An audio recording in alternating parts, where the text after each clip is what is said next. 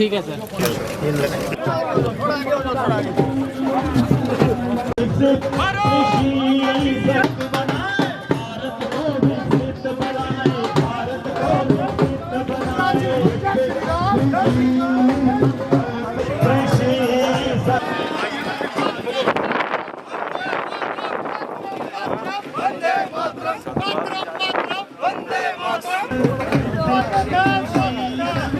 हाँ सर। जय श्री राम, जय श्री राम, जय श्री राम, जय श्री राम।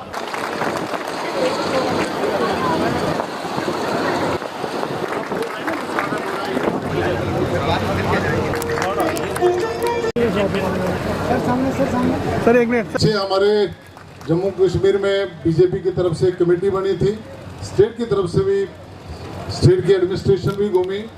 हम लोग पूरे जितने बॉर्डर में फायरिंग हुई, कठुआ से लेके कश्मीर तक, हम 5-6 लोग MLAs MP सब हम वहाँ गए, लोगों की समस्याएं सुनी, लोगों में जोश बढ़ा था। एक किसान की क्या मुश्किलें हैं, क्या परेशानियां हैं, उन मुश्किलों और परेशानियों को कैसे दूर किया जाए वो मंत्री महोदय विषय तौर पर जानते हैं। और फिर उन्होंने कहा कि नहीं, मैं प्रयास करूंगा, कोशिश करूंगा कि जिन लोगों को आज मालिकाना हक नहीं है लेकिन वो कृषि करते हैं, वो जमीन उनके पास है, तो मैं प्रयास करूंगा कि प्रधानमंत्री किसान निधि के नाते उनको पैसा मिले। लेखन किया है। प्रमुख कार्यक्रम आपने अगर करने का निर्णय लिया तो इस सीमावर्ती क्षेत्र आरसपुरा में जम्मू कश्मीर की धरती पर, और ताकि इस कार्यक्रम के माध्यम से, क्योंकि आप देश के शीर्ष नेतृत्व का एक हिस्सा हैं, दूर दूर तक एक आश्वस्तता का संदेश जाए, सुरक्षा का संदेश जाए, और साथ ही साथ जिस प्रकार से इस सरकार ने सीमावर्ती क्षेत्र को प्राथमिकता दे रखी है उसका भी संदेश आपके माध्यम से जाए। और जैसे कि मोदी जी ने सीमावर्ती देहातों की संज्ञा बदलते हुए हमें ये समझाया कि इन्हें लास्ट विलेज ना कहा जाए, इन्हें फर्स्ट विलेज कहा जाए। देश की हद यहाँ ख़त्म नहीं होती, यहाँ से शुरू होकर के अंदर जाती। और इसी मंत्र का पालन करते हुए हम सब आपके हमरा आज यहाँ पर उपस्थित है। जैसे पहले भी कहा गया, बार बार आजकल कहा भी जा रहा है कि ऑपरेशन सिंदूर अभी समाप्त नहीं हुआ, केवल स्थगित हुआ है, और दोनों शब्दों का मतलब अलग अलग है। और अब ये निर्भर करेगा कि पाकिस्तान यदि कोई दुस्साहस करता है तो घटनाक्रम बदल सकता है, वरना दोनों देश, जैसे मोदी जी ने कहा, खासतौर उन लोगों के लिए कि रोटी खाएं, आराम से बैठे, वरना विकल्प और भी हैं। ऐसे समय में जबकि पांचवें दर्जे से उठ करके हम चौथे दर्जे पर पहुंचे अर्थव्यवस्था में, तो ये भी ध्यान लायक बात है कि हम अर्थव्यवस्था में 5वें दर्जे से चौथे दर्जे पर आ गए, बावजूद ऑपरेशन सिंदूर के, जबकि पाकिस्तान की अर्थव्यवस्था तलमिला गई। पहलगांव में हमारे जो निर्दोष बेटों को उनके बच्चों के सामने, पत्नी के सामने गोलियों से भून दिया गया था, घटना मानवता पर कलंक है। और इसलिए जिनने हमारी बेटियों की मांग का सिंदूर पहुंचा, उनके आतंक के अड्डे तबाह कर दिए, हमने बर्बाद कर दिया, और ये जरूरी था। लेकिन फिर पाकिस्तान ने हिमाकत की, ड्रोन छोड़े, मिसाइल छोड़ी, वो भूल गए कि आज का भारत है। पाकिस्तान के कई ड्रोन मिसाइल हवा में मार के गिरा दिए गए, और 3 दिन में पाकिस्तान घुटनों पे आ गया। लेकिन डॉक्टर साहब कह रहे थे अभी भी ऑपरेशन सिंदूर खत्म नहीं हुआ है। हमारे PM ने कहा कि वो अगर गोली चलाएंगे तो हमारा गोला चलेगा। लेकिन मैं यहाँ के किसानों को प्रणाम करना चाहता हूँ, कितने साहस के साथ आप मुकाबला करते हैं। नुकसान हुआ है, मैं आपको विश्वास दिलाता हूँ कि इस नुकसान की भरपाई में दोनों सरकार मिलके कोई कसर नहीं छोड़ेगी। सारा देश आपके साथ खड़ा है, सरकार आपके साथ खड़ी है। जो बंकर बन रहे हैं उनसे सुरक्षा बढ़ी है। जैसे सांसद जी बता रहे थे कि बंकर में लोग सुरक्षित पहुंच जाते हैं तनाव की स्थिति में, लेकिन अभी और बंकर बनाने की जरूरत है। ये बात आपने बताई है।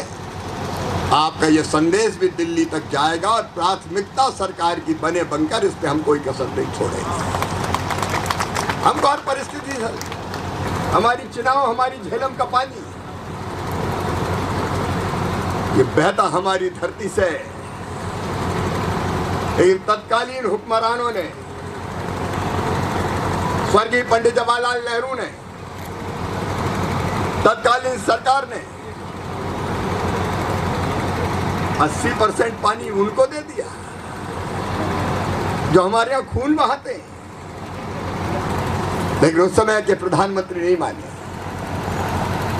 हमारा 80% पानी भी दिया और अकेले पानी नहीं दिया, पैसा भी दिया। 83 करोड़ रुपया उस समय वो दिया था पौंड स्टर्लिंग में, जो आज के हिसाब से 5,500 करोड़ होता। ये कैसा समझौता मेरे बहन और भाई।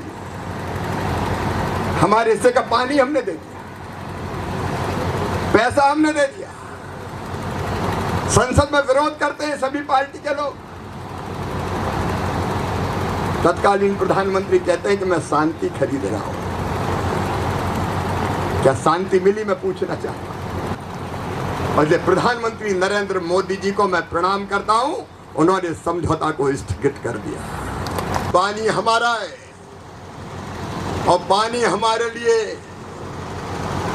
आएगा तो नहर के टेल इलाके नहीं, नहर को और बढ़ाने के भी काम आएगा। चिंता मत करो किसान भाइयों, इस पानी का बेहतर उपयोग हम अपने देश के लिए करें। किसान भाइयों, सीमावर्ती किसानों की मैं यहां क्यों आया? जानबूझ के सीमा पे जाएंगे,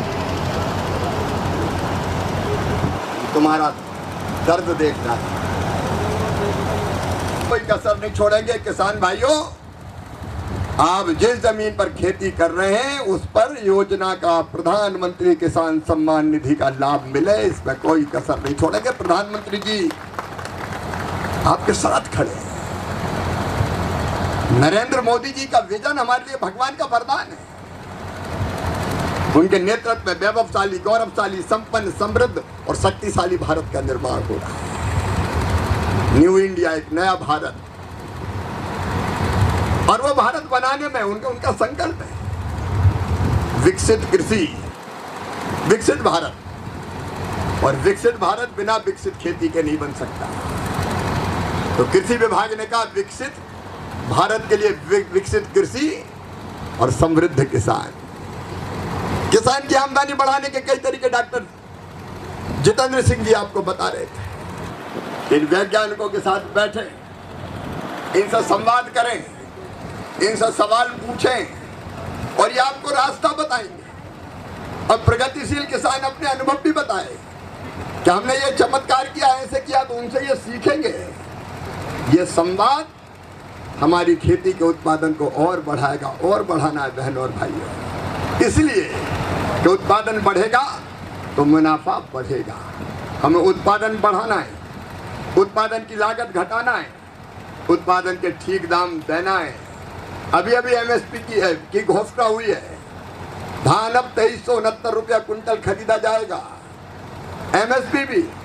और कम ब्याज पर लोन देने की व्यवस्था भी नरेंद्र मोदी जी की सरकार ने की है, इफेक्टिवली 4% पे। उसका भी कैबिनेट में अभी फैसला हुआ है। तो उन सब योजनाओं का ढंग से लाभ लें और नुकसान हो जाए तो उसकी भरपाई, कृषि का विविधीकरण। और जम्मू की इस इलाके की खेती को भी दुनिया देखे, ऐसी उपजाऊ जमीन के ठीक से और तरीके हमने अपना लिए तो पूरी दुनिया में यहाँ की धान भी छा जाएगी, बाकी उत्पाद भी छा जाएंगे।